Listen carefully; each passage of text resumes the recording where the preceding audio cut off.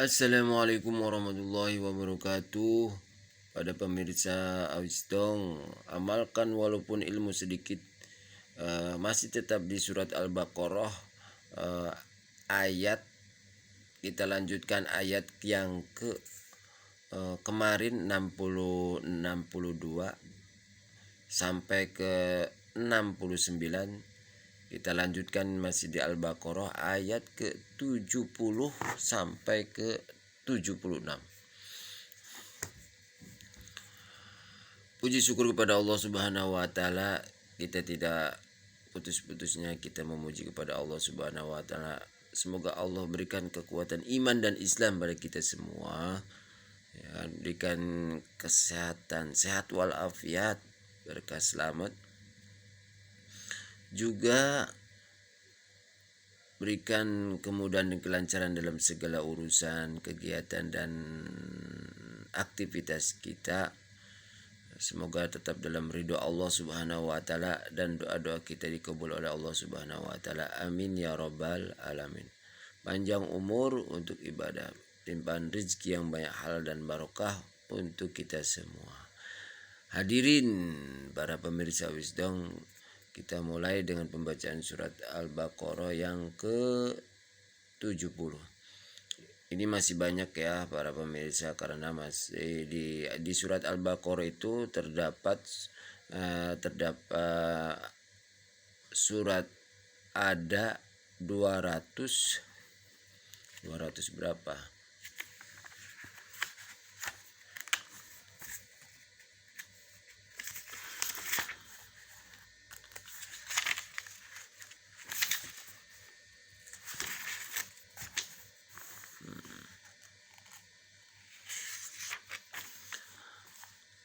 Ini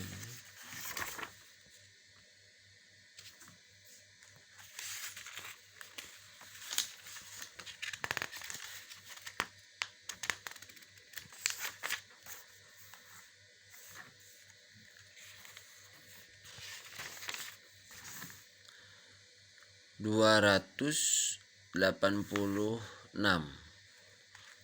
Masih banyak kita membacakan ayat-ayat di surat Al-Baqarah ini. 286. Ini masih 70 ke-70 di ayat ke-70 surat Al-Baqarah. A'udzu billahi minasyaitonir rajim. Bismillahirrahmanirrahim. قالوا ادع لنا ربك يبين لنا ما هي إن البقرة تشابه علينا وإنا إن شاء الله لمهتدون قال إنه يقول إنها بقرة لا ذلول تثير الأرض ولا تسقي الحرث مسلمة لا شية فيها قالوا أآن جئت بالحق فذبحوها وما كادوا يفعلون وإذ قتلتم نفسا فادارأتم فيها والله مخرج ما كنتم تكتمون فقلنا اضربوه ببعضها كذلك يحيي الله الموتى ويريكم آياته لعلكم تعقلون ثم قست قلوبكم من بعد ذلك فهي كالحجارة أو أشد قسوة وإن من الحجارة لما يتفجر منه الأنهار وإن منها لما يشقق فيخرج منه الماء وإن منها لما يهبط من خشية الله وما الله بغافل عما تعملون أفتطمعون أن يؤمنوا لكم وقد كان فريق منهم يسمعون كلام الله ثم يحرفونه من بعد ما عقلوه وهم يعلمون وإذا لقوا الذين آمنوا قالوا آمنا وإذا خلا بعضهم إلى بعض قالوا وتحدثونهم بما فتح الله عليكم ليحاجوكم به عند ربكم أفلا تعقلون صدق الله العظيم صدق رسول النبي الكريم ونحن على ذلك من الشاهدين والشاكرين والحمد لله رب العالمين. Dan seterusnya kita lanjutkan pembacaan terjemahannya di surat Al-Baqarah dari ayat 70 sampai ke 76. A'udzubillahi minasyaitonirrajim. Aku berlindung kepadamu ya Allah dari godaan syaitan yang terkutuk. Bismillahirrahmanirrahim. Dengan menyebut namamu ya Allah yang maha pemurah lagi maha penyayang.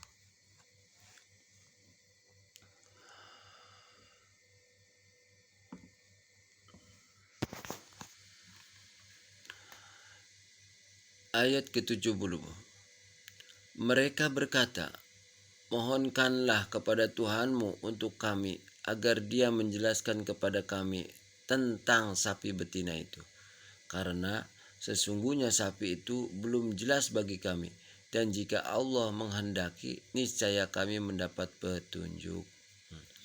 Ini masih kelanjutan dari ayat yang ke-60 dan 62 sampai ke 69 bahwa Allah memberikan petunjuk kepada Nabi Musa untuk penyembelihan sapi betina. Ayat yang ke-70 1.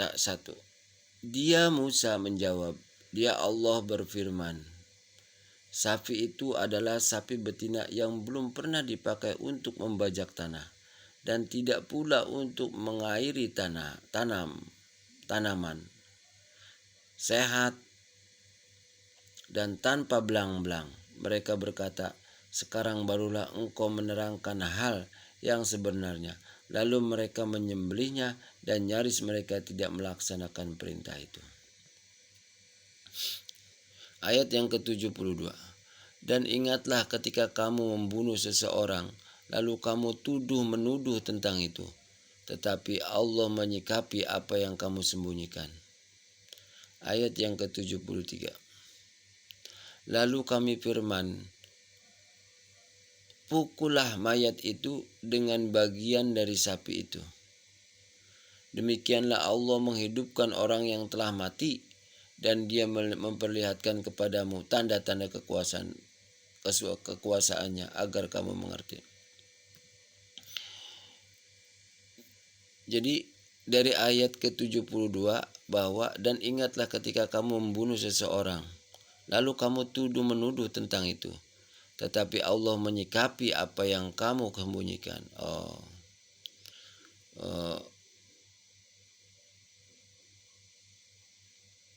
Nabi Musa ya sempat yang membunuh kaumnya sehingga dia saling terbunuh. Ini ya Nabi Musa, ketika kamu membunuh seseorang lalu kamu menuduh tentang itu, tetapi Allah menyikapi apa yang kamu. Nah, setelah itu dengan Allah menyikapi, maka Allah berfirman, pukullah mayat itu dengan bagian dari sapi itu. Demikian Allah menghidupkan orang yang telah mati dan dia memperlihatkan kepadamu tanda-tanda. Subhanallah. Ini termasuk wahyu Allah Subhanahu wa taala atau mukjizat ya yang diberikan kepada Nabi Musa oleh Allah Subhanahu wa taala. Kemudian setelah itu hatimu menjadi keras sehingga hatimu seperti batu, bahkan lebih keras. Padahal dari batu-batu itu pasti ada sungai-sungai yang airnya memancar daripadanya. Ada pula yang terbelah, lalu keluarlah mata air daripadanya. Dan ada pula yang meluncur jatuh karena takut kepada Allah. Dan Allah tidaklah lengah terhadap apa yang kamu kerjakan. Ayat ke-75. Maka apakah kamu muslimin, orang-orang muslim maksudnya, sangat mengharapkan mereka akan percaya kepadamu, sedangkan segolongan dari mereka mendengar firman Allah, lalu mereka mengubah setelah memahaminya, padahal mereka mengetahuinya. Ada kode 35. Terus ayat ke-76, dan apabila mereka berjumpa dengan orang-orang yang beriman, mereka berkata, kami telah beriman. Tetapi apabila kembali kepada sesamanya, mereka bertanya, apakah akan kamu ceritakan kepada mereka apa yang telah diterangkan Allah kepadamu, sehingga mereka dapat menyanggah kamu di hadapan Tuhanmu? Tidakkah kamu mengerti? Shadaqallahul azim. Maha benar Allah dengan segala firman-Nya. Dari keterangan ayat 75, di sini ada kodenya yang tertulis setelah mereka memahami, padahal mereka itu mengetahuinya. Jadi pura-pura tidak tahu ya.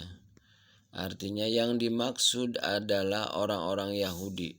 Nah, mereka di sini orang-orang Yahudi, mereka itu mengetahuinya. Yang dimaksud adalah orang-orang Yahudi di Madinah yang mengubah-ubah isi Taurat, terutama mengenai Nabi Muhammad SAW. Saat itu juga masih ya udah banyak orang yang mengubah-ubah Tauratnya oleh kaum Yahudi. Dari kode yang 36 ayat 76. Di dalam Taurat diterangkan tentang Nabi Muhammad SAW yang akan datang sebagai Nabi terakhir.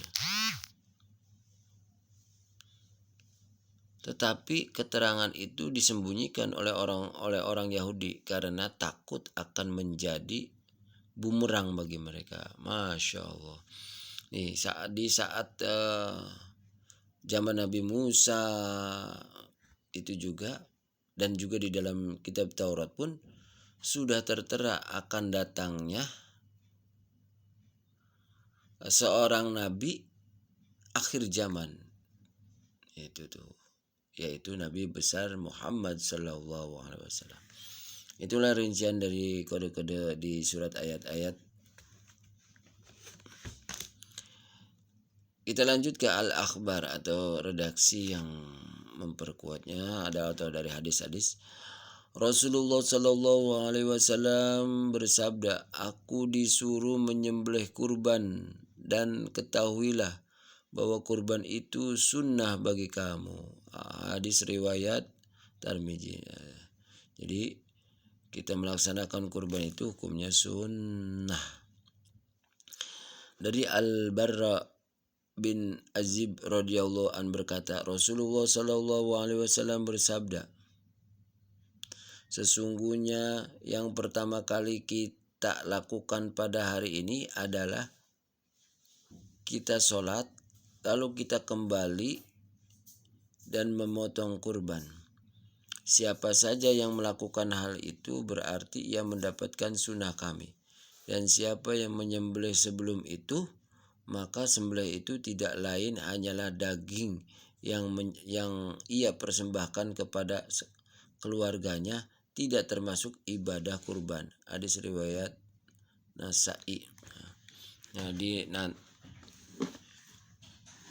Untuk pelaksanaan kurban, pemotongan kurban itu di hadis ini menerangkan bahwa pemotongannya itu setelah sholat, nah, yakni setelah sholat Idul Adha. Ini sangkut pautnya dengan hari raya besar Idul Adha.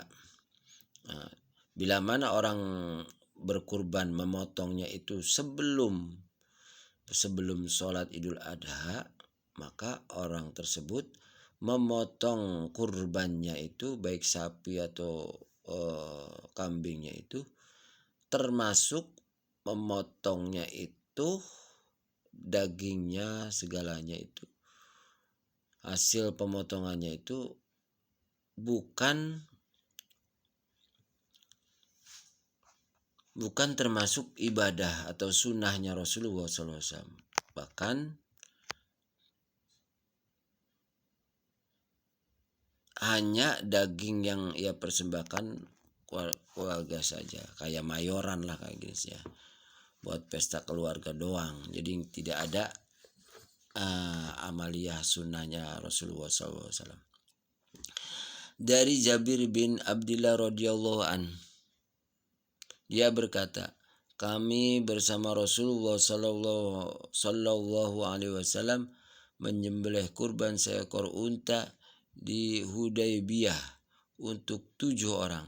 Begitu juga sapi. Jadi kalau 7 kurban seekor ini diperkuat oleh dari Jabir bin Abdullah radhiyallahu an, dia berkata, diperkuat bahwa kami atau Jabir bin Abdullah radhiyallahu an bersama Rasulullah sallallahu alaihi wasallam menyembelih kurban seekor unta di Hudaybiyah untuk 7 orang, begitu juga sapi. Hadis riwayat Muslim, bahwa Rasulullah SAW juga berkurban bersama yang disaksikan oleh Jabir bin Abdullah, bahkan 7 ekor unta yang bertempat di Hudaybiyah. Mungkin terjemahan dari surat Al-Baqarah ayat 70 sampai ke 76 ini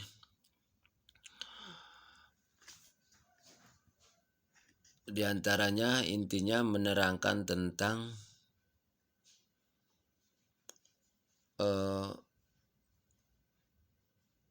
menekankan atau penjelasannya bahwa Allah itu benar-benar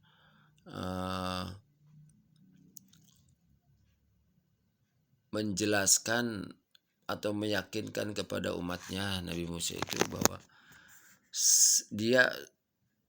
bahwa Allah Subhanahu wa taala akan menyembelih sapinya, dan sapi betinanya itu belum sama sekali untuk kerja atau untuk dikerjakan lah di ladang atau di mana, dan ciri-cirinya pun tidak ada cacat sedikit pun. Dan juga ada di keterangan dari 70 sampai ke 60 ke 76 ini ada suatu mukjizat Nabi Musa alaihissalam atas izin Allah untuk menghidupkan kembali orang yang sudah meninggal. Wallahu a'lam bishawab. Shadaqallahul azim wa shadaqa rasulun nabiyyin karim wa ala dzalika minsyai'in. Semoga kita semua yang mendengarkan dan melihatnya di video kami, semoga Allah tetap saudara-saudara kita diberikan taufik dan hidayahnya, kita diberikan kekuatan iman dan Islamnya, hajat-hajat kita dikabul oleh Allah Subhanahu wa taala, dan buat almarhumah selalu diberikan kenikmatan di alam kuburnya. Amin ya rabbal alamin. Baiknya dari Allah Subhanahu wa taala, kesalahannya dari Al-Fakir yang penuh banyak kesalahan dan kekurangan. Akhir kalam, wassalamualaikum warahmatullahi wabarakatuh.